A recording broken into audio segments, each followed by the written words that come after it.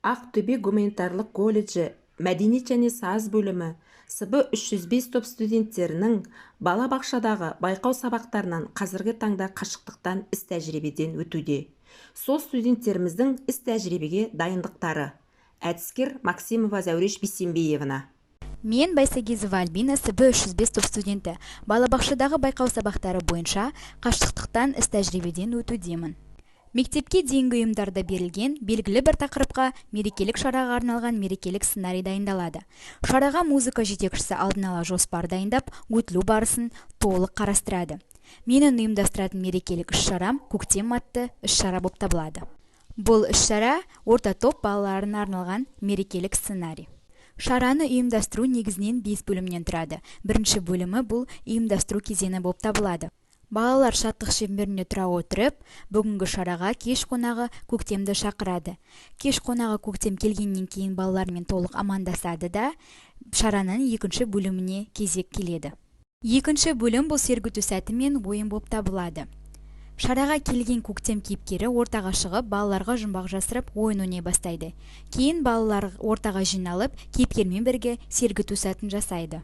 Сергіту сәтінің соңында жетекшінің берген алдын алға тақпақтарын балалар көктем кейіпкеріне арнап оқи бастайды.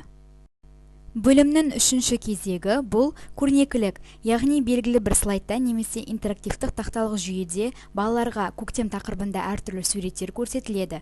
Сонымен қатар тақырыпқа орай қысқаметражды мультфильмдер және бейнебаяндарды көрсетуге болады. Бөлімнің төртінші кезеңі ән айтайық кезеңі болып табылады. Яғни кешке келген қонақпен бірге шаттық шеңберіне тұра отырып, балалар бірге ән айта бастайды. Мерекелік шараның соңғы кезеңі бұл 5-ші бөлім болып табылады. Бұл жерде яғни барлық өткен тақырыпты қорытындылау, сонымен қатар келген кеш қонақтарына қолдан жасалған бәйшешек гүлі сыйланады. Шараның соңында балалардың барлығы толықтай марапатталып, алғыс айтылып, мерекелік сценарий осыменен аяқталады. Мен Балсерикова Айнұр, СБ 305 топ студенті. Балабақшадағы байқау сабақтарынан іс тәжірибеден өтіп жатырмыз.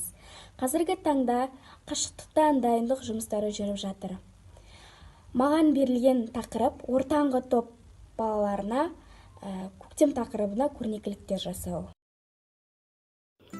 Қыстан кейін көктем келеді. Көктемде қар еріп, ағаштар көтеріледі. Жерде шөптер өседі. Айналаның барлығы жасыл түске боялады. Күн ұзарады және жылына бастайды.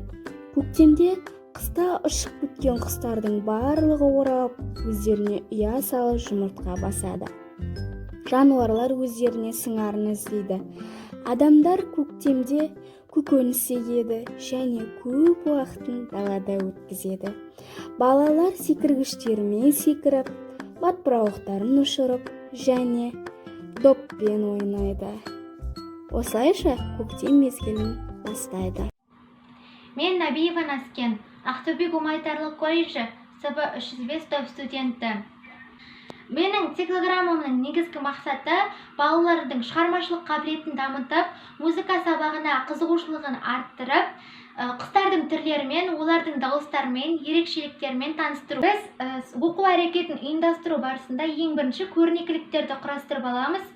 Көрнекіліктердің арқасында балалардың сабаққа деген қызығушылығы, біз айтып жатқан нәрселерді елестету қабілеттері дамиды.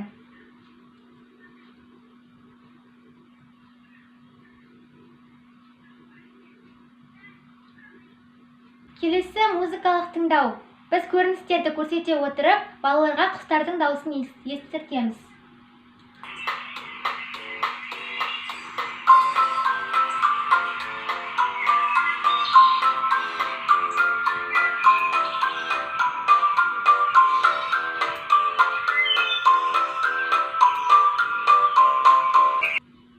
Және де осылай жалғастыра отыра, әртүрлі құстардың дыбысын тыңдатамыз.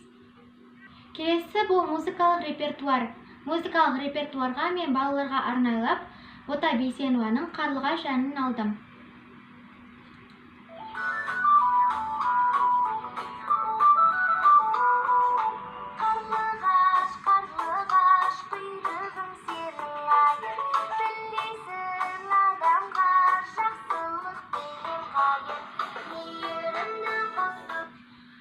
оларға ең бірінші әнді тыңдатып алып, сосын балаларға үйретіп, сөзін жаттатып, содан кейін барып пысықтап әнді айта аламыз.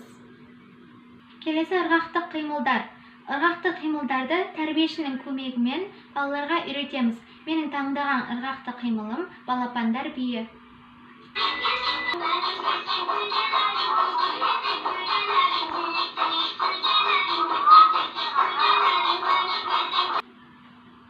Келесі ойын. Ойын арқылы біз балалардың шығармашылық қабілетін, есту қабілетін, тағы да басқа ойлау қабілеттерін дамыта аламыз. Біз ойын барысында әртүрлі атрибуттар қолданамыз. Мысалға,